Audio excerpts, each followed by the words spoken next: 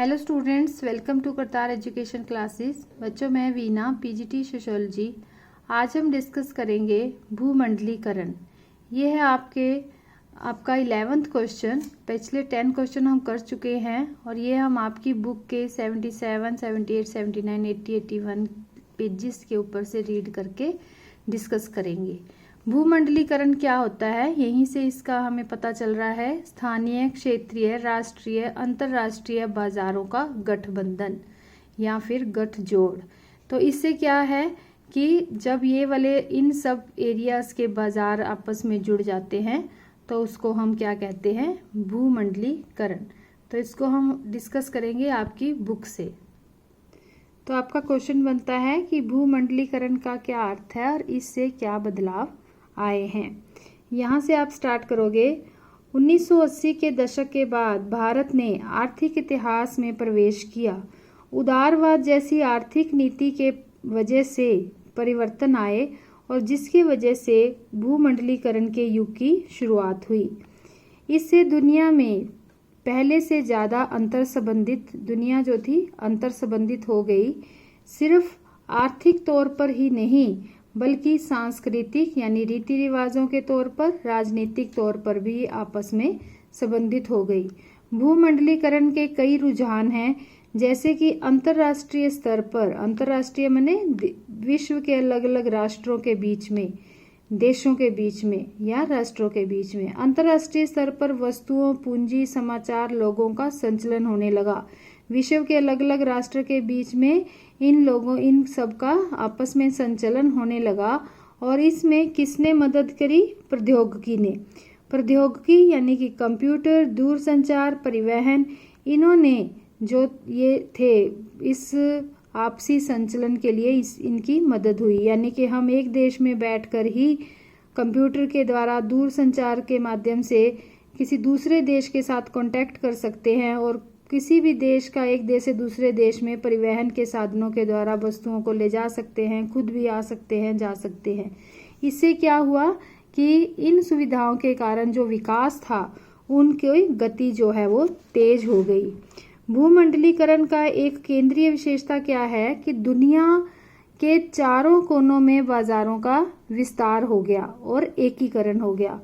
पूरे दुनिया के चारों कोनों में बाजार फैल गए, एकीकरण हो गया। एकीकरण का मतलब है कि दुनिया के अगर किसी एक कोने में भी बाजार में कोई चेंज होता है तो बाकी कोनों में उसका अच्छा या बुरा असर जो है देखने को मिलता है। जैसे कि आप जानते हो कि अमेरिका बाजार में अगर गिरावट आती है तो जो भारतीय बाजार है, सॉफ्टवेयर का जो बाजार है, उद्योग है, उसमें भी गिरावट आएगी। इसका उदाहरण है कि न्यूयॉर्क का जो वर्ल्ड ट्रेड सेंटर है, जहां पर 9/11 यानी कि सितंबर महीने की 11 तारीख को जो आतंकवादी हमला हुआ था, उस समय भी लोगों को इसी तरह से अपने व्यापार और नौकरियों से जो है हाथ धोना पड़ा था, उन्हें नौकरियां गंवानी पड़ी थी। सॉफ्टवेयर सेवा उद्योग और व्यापार में जो है बिजनेस प्रोसेस आउटसोर्सिंग का बहुत रोल होता है। ये क्या करते हैं वीपीओ, ये जो बिजनेस होता है उसके अंदर की जो वित्त संबंधी जो दूसरे काम हैं उनका ये सारा लेखा जोखा तैयार रखते हैं। दूसरा कौन है? Call centre. कॉल सेंटर आप जानते हो कि हम फोन के द्वारा अपनी किसी भी समस्या को उनसे सॉल्व करवा सकते हैं। और ये सिर्फ टेलीफोन संबंधी ही कॉल सेंटर नहीं होते हैं। कोई भी कंपनी जो है, चाहे वो बाजार में कोई वस्तु बेच रही है, चाहे हम ऑनलाइन कुछ भी मंगवा रहे हैं, कोई चीज़ है, तो उसके लिए अगर उससे कोई भी समस्या है तो हम उसी कंपनी के कॉल सेंटर में फ़ोन करके अपनी समस्या सॉल्व कर सकते हैं। ये जो सारे उद्योग हैं, इसी से भारत जो है वो विश्व के अर्थव्यवस्था के साथ जुड़ता चला गया। यहाँ की कंपनियाँ जो हैं वो सस्ते दाम और श्रम पर सेवा मुहैया करवाती हैं। अब भारतीय सॉफ्टवेयर संबंधी सेवाएं जो हैं वो हमारे विश्व भर में मतलब कि फेमस हो चुकी हैं, उसका विश्व में एक बाजार बन गया है।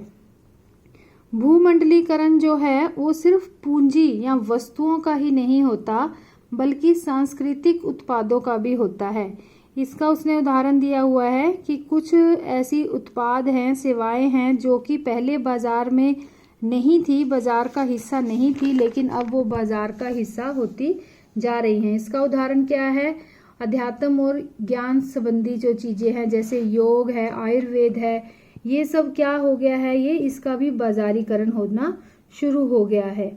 इसके साथ ही वो कह रहा है कि खुद संस्कृति, रीति रिवाज जो हैं वो भी बाजार का हिस्सा बन गई है। कैसे बन गई है? वो पर्यटन के कारण।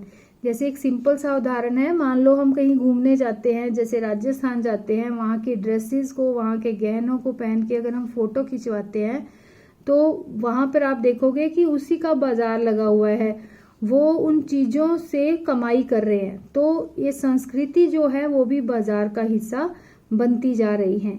इन्होंने उदाहरण दिया हुआ है कि जैसे पुष्कर जो है राजस्थान में, ये यहाँ पर एक बहुत ही प्रसिद्ध साल में एक मेला लगता है जिसमें व्यापारी अपने पशुओं को, ऊँटों को बेचने और खरीदने के लिए आते हैं। तो ये पुष्कर मेला जो है यहाँ के भव्य सामाजिक आर्थिक उपलक्ष्य का निशानी है। ये नीचे वाले पैरे में इन्होंने पुष्कर मेले के बारे में ही लिखा हुआ है, जिसको तुमने एक बार रीडिंग लगानी है कि पुष्कर मेला क्या है। तो इस मेला जो है वो भी अंतर्राष्ट्रीय स्तर पर एक पर्यटन स्थल बन गया है, टूरिस्ट प्लेस बन गया है। यहाँ पर बहुत से दूर से इस मेले में टूरिस्ट आते हैं और ये बहुत ही आकर्षण का कारण बन चुका है। क्या है? पुष्कर मेला। इसका असली कारण क्या है कि कार्तिक पूर्णिमा के पहले आने के कारण लोग यहाँ पर पुष्कर तालाब में नहाने आते हैं हिंदू, और ये हिंदुओं का तीर्थ स्थल बन गया है। ऊंट और व्यापारी जो है यहाँ पर इकट्ठे होते हैं बिजनेस के लिए, और विदेशों से आते हैं पर्यटक यानी कि टूरिस्ट। तो इतने लोग एक ही टाइम पर यहाँ पर इकट्ठे होते हैं, जिससे पशुओं और पैसों का लेन देन तो होता ही है, साथ में धार्मिक चीजों का, धार्मिक प्रतीकों की भी अदला बदली होती है। तो ये सब किस चीज की निशानी है? ये भूमंडलीकरण का ही एक चिन्ह है कि भूमंडलीकरण इस तरह से होता जा रहा है। इसको हम शॉर्ट में लिख सकते हैं